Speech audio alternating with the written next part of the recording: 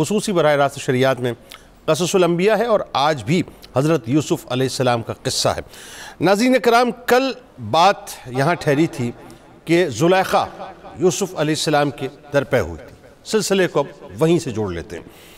ایک روایت میں یہ بھی آتا ہے ناظرین کہ جس وقت زلیخا حضرت یوسف علیہ السلام کے درپے ہوئی، اس وقت آپ علیہ السلام نے اپنے والد ماجد حضرت یعقوب علیہ السلام کو دیکھا کہ انگشت مبارک دندان اقدس کے نیچے دبا کر اجتناب کرنے کا آپ اشارہ فرما رہے ہیں۔ جب آپ علیہ السلام نے اپنے رب تعالیٰ کی برہان دیکھی تو دروازے کی طرف آپ بھاگے اور زلیخا ان کے پیچھے ان کو پکڑنے کے لیے بھاگی۔ آخر کار ناظرین، زلیخا حضرت یوسف علیہ السلام تک پہنچی اور اس نے آپ علیہ السلام کا کرتا پیچھے سے پکڑ کر آپ کو کھینچا تاکہ آپ نکل نہ پائیں، لیکن آپ غالب آئے اور دروازے سے باہر نکل گئے۔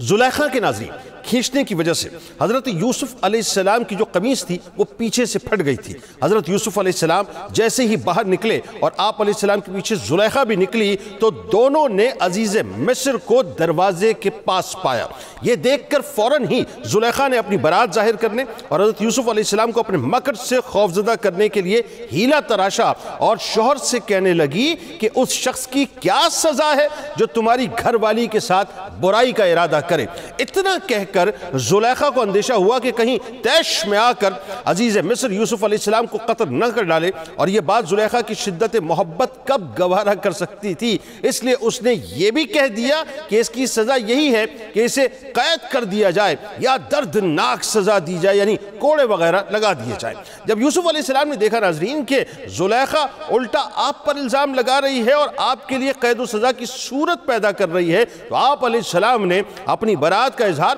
اور حقیقت حال کا بیان ضروری سمجھا اور فرمایا کہ اس نے مجھے اپنی طرف مائل کرنے کی کوشش کی تو میں نے اس سے انکار کیا اور میں بھاگا۔ عزیز مصر نے کہا کہ اس بات پر کس طرح یقین کیا جائے؟ حضرت یوسف علیہ السلام نے فرمایا کہ اس گھر میں ایک 4 مہینے کا بچہ ہے، جھولے میں ہے، جو زلیخا کے ماموں کا لڑکا ہے، اس سے پوچھ لو۔ عزیز مصر نے کہا کہ 4 مہینے کا بچہ کیا جانے اور کیسے بولے؟ یوسف علیہ السلام نے فرمایا کہ اللہ تبارک و تعالیٰ اسے بولنے کی طاقت دینے اور اس سے میری بے گناہی کی شہادت دلوانے پر مکمل طور پہ قادر ہے۔ عزیز مصر نے ناظرین اس بچے سے پوچھا تو اللہ تبارک و تعالیٰ کی قدرت سے وہ بچہ باقاعدہ بولنے لگا اور کہا کہ اگر یوسف علیہ السلام کا کرتا آگے سے پھٹا ہوا ہے تو پھر یہ عورت سچی ہے، اور اگر یوسف علیہ السلام جو ہے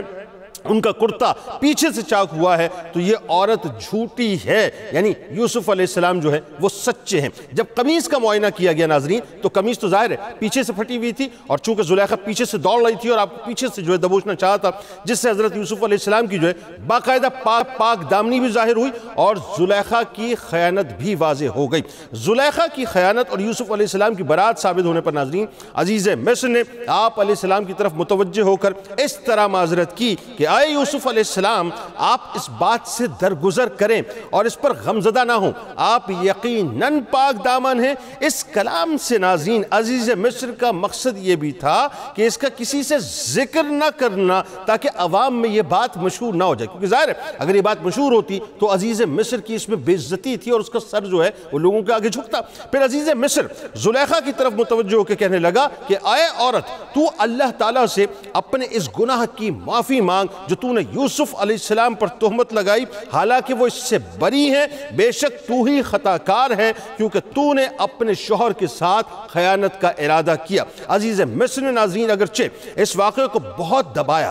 دبانے کی کوشش کی، ظاہر ہے وہ ڈومینیٹنگ تھا، لیکن یہ خبر جو ہے وہ چھپ نہ سکی اور اس کا چرچا جو ہے وہ لوگوں میں ہو گیا۔ شہر میں شرفاء جو مصر کی عورتیں تھیں زلیخا اور حضرت یوسف علیہ السلام کے بارے میں باقاعدہ چیمہ گوئیاں کرنے لگی اور باتیں بنانے لگی۔ جب زلیخا نے سنا کہ مصر کے اعلیٰ طبقے کی جو ایلیٹ کلاس تھی اس کی عورتیں جو ہیں وہ یوسف علیہ السلام کی محبت پر اسے ملامت کرتی ہیں، تو اس نے چاہا کہ وہ اپنی محبت سے مجبور ہونے کا سبب ان کو اچھی طرح عملاً سمجھا دے۔ چنانچہ اس نے ناظرین کیا یہ کہ باقاعدہ بڑا لیوش قسم کا ایک دعوت کا اہتمام کیا، اور جتنے بھی اعلیٰ طبقے کی عورتیں تھیں تقریباً کوئی 40 کے قریب عورتوں کو اس نے وہاں پر جمع کیا، اور سب کی سب جو عورتیں تھیں ناظرین وہ تھیں جو کہ زلیخا پہ ملامت کرتی تھی۔ زلیخا نے ناظرین ان عورتوں کو بہت ہی عزت و احترام کے ساتھ مہمان بنایا اور ان کے لیے انتہائی پرتکلف نشستیں تیار کی، جس پر وہ آرام سے تکیہ لگائے بیٹھی رہیں۔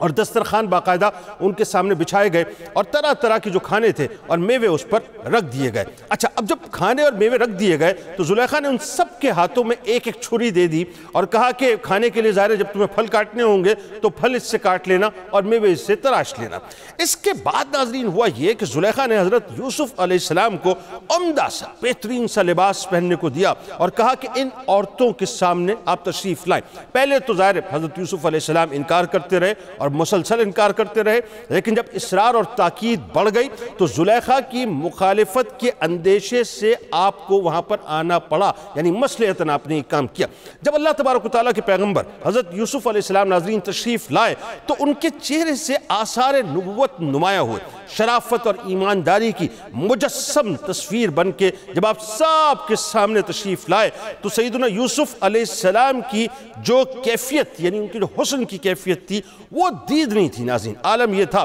کہ آپ فرمائش پہ تشریف تو لے آئے، لیکن جو مصر کی حسین ترین عورتیں وہاں پر بیٹھی ہوئی تھیں وہ حضرت یوسف علیہ السلام کو دیکھتی تھیں اور دیکھ کر انگشت بدندہ رہ جاتی تھیں، ان کی تعریف و توصیف کرتی تھیں، یعنی ان کے حال کو دیکھ کر، ان کے حسن کو دیکھ کر ایک عجیب کیفیت تھی، ہیبت بھی تھی، شاہانہ انداز بھی تھا، حسن و جمال بھی تھا، لیکن عورتوں سے بے رغبتی بھی تھی اور جو حسین و جمیل عورتیں وہاں پہ بیٹھی تھیں ان سے بے نیازی بھی تھی۔ یعنی ایک عجیب شان تھی کہ وہ متعجب تھی کہ ہم اتنے حسن و جمال کا پیکر ہیں لیکن ہمیں جو ہے وہ آنکھ اٹھا کے یہ نہیں دیکھتے، یعنی عالم یہ کیا ہے۔ اس کے بعد کیا ہوا